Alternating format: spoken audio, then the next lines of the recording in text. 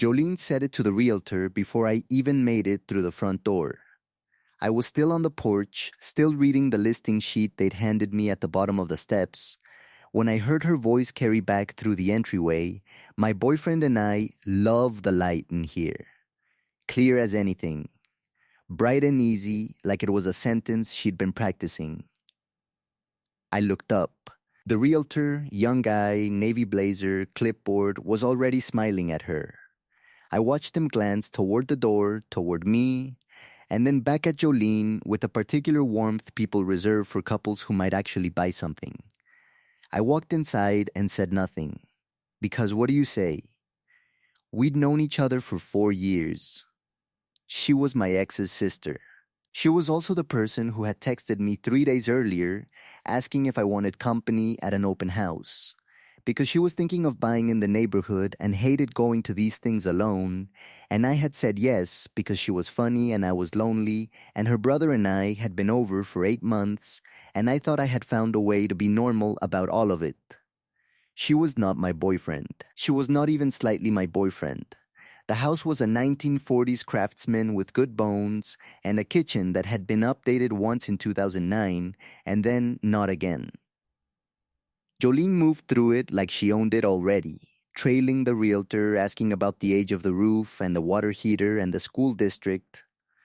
I followed a half step behind, holding the listing sheet, aware that in the realtor's mind we were shopping together, that every question she asked was implicitly a question we were both asking, that when she said we could open this wall, the we included me. At some point the realtor asked, "Have you two been together long?" And Jolene said, "Long enough," and smiled at me sideways, daring me to correct her. I did not correct her. I want to be honest about that. I stood in that kitchen and I let it happen. Here is the thing I understood in real time. Standing on the tile that had been updated once in 2009 and then not again, it felt good. Not in a romantic way, not in a complicated way, but in the plain animal way that being claimed by someone always feels good, even when the claim is fictional and the someone is your former almost family. It felt like being seen, like belonging to a room. I had spent 8 months carefully excising myself from the shape of a life I thought I was building, and for 45 minutes in a 1940s craftsman, I got to step back into an outline that fit. That is a dangerous thing to let feel good. We drove back to her place afterward and she made coffee and we sat at her kitchen table and she did not bring it up and I did not bring it up and it sat between us like a piece of furniture we were both pretending not to notice. Until I said, "You called me your boyfriend." "I know," she said, to a stranger, to a realtor. They're almost not people. Jolene, she turned her mug in her hands. "I know," she said again. "Differently then, does it bother you?" The honest answer was complicated. The honest answer was that it didn't bother me in the way she was probably worried it bothered me. Which is to say, it hadn't felt predatory or weird. It had felt like something a friend does when they're covering for themselves and using you to do it, and the question was what they were covering for. So I said, "Tell me why you did it." She was quiet long enough that I knew she'd been waiting for someone to ask. "Because I go to every one of these alone," she finally said. And every realtor gives you this look when you're a woman by yourself, like, how serious could you be? Who's going to co-sign? When's the real decision maker showing up? And I'm tired of getting that look. "So I borrowed you." She paused. "I should have asked first. I'm sorry I didn't ask first." I sat with that. Because it was real, and it was also only part of it. And I had known Jolene long enough to know when she was giving me a true thing that was covering for a truer thing. "The whole drive," I said. "You had my whole drive to tell me that was why." She looked at her coffee. "I know." "So, what's the part you're not saying?" She was quiet for another moment. Then she said, and she said it to the mug, not to me, "Marcus told me last month that you were the one who ended it." He's been telling everyone that. I wanted I don't know what I wanted.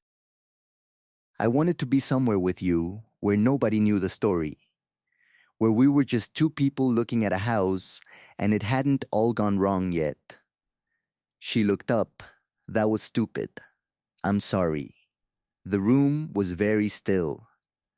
Outside her window, a car went by, and then it was quiet again. Marcus was her brother, my ex, the man who had, apparently, been conducting a quiet campaign of revisionist history for 8 months across a shared social circle, repositioning what had happened between us in a way that probably served him and definitely did not serve the truth. I had suspected it, I had not known it. Jolene had just handed me the confirmation the way you hand someone a thing you've been holding for them and weren't sure how to give back. How long have you known? I said. Since the month after you split. She set down her mug. I didn't know how to tell you. He's my brother. But I've always known what Marcus does. He makes himself the person things happen to. He's been doing it since we were kids. She looked at me steadily.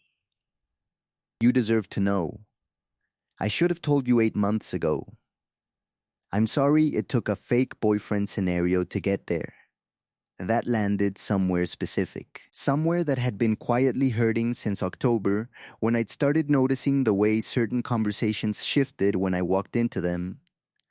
The way certain people had started treating me with a slightly careful brightness reserved for people they'd been warned about. I had not known what I was being warned about. Now I did. I said, what exactly has he been saying? She told me. It took about 10 minutes and 2 more cups of coffee. It was not catastrophic. He had not burned anything down, had not done anything that could be shown to anyone as evidence of anything, but it was the particular kind of reputational slow leak that is very hard to patch because there is no single moment to point to. Only a pattern of framings and omissions and carefully placed doubts. The kind of thing that is most effective when the person it's about has no idea it's happening. I had had no idea. By the time she finished, I had a clear picture of what 8 months of quiet narrative management looked like from the outside. And I had something I hadn't had before, which was a witness. Jolene was not nobody. Jolene was his sister, which meant she was the one person whose account of his behavior carried weight that mine couldn't, because mine could always be dismissed as grievance. Would you be willing to say that? I asked. To the people he said it to? She didn't hesitate. Already have, she said. Started in January. I just hadn't gotten to the part where I told you I was doing it. I sat back in my chair. You've been running around correcting the record for 3 months, I said, and you didn't tell me. I didn't want you to feel like I was making it into a bigger thing than it needed to be. I just wanted it to stop. She shrugged, once small. It's mostly stopped.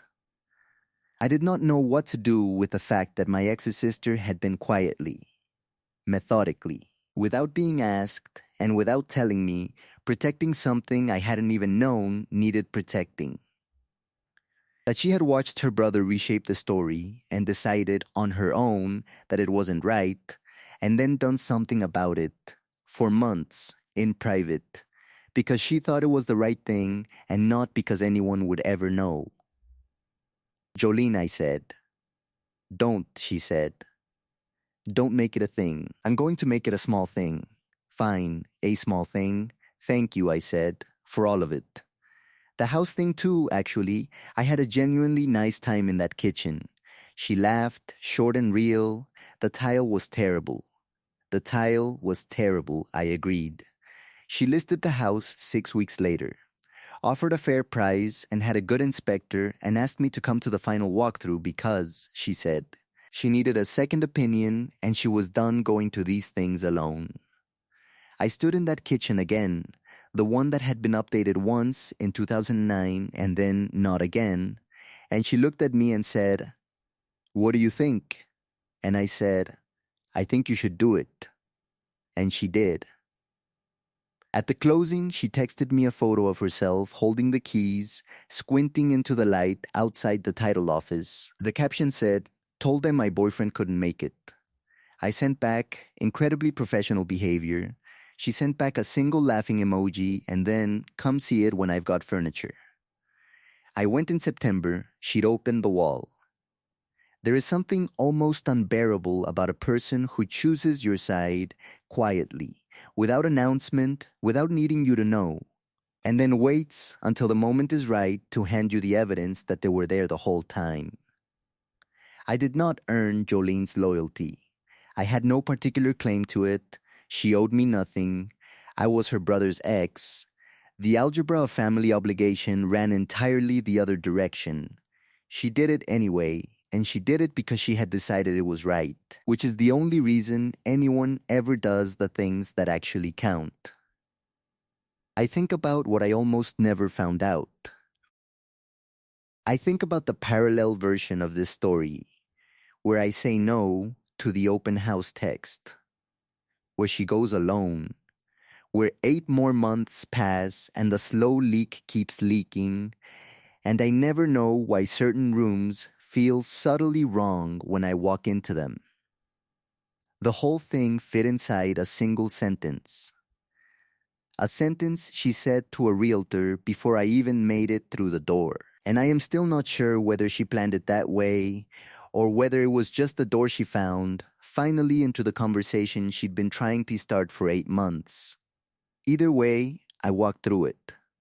Think about the people who have quietly been on your side, not loudly, not visibly, not in any way you were supposed to notice, just steadily, on their own, because they decided it was right. Have you ever found out, far too late, that someone was protecting you before you even knew you needed it, and realized that the reason you're okay now is at least partly because of what they did when you weren't looking? If that hit somewhere real, if a name just came to mind, leave it in the comments. Tell me who did that for you. I want to know. Subscribe, because the next one is waiting.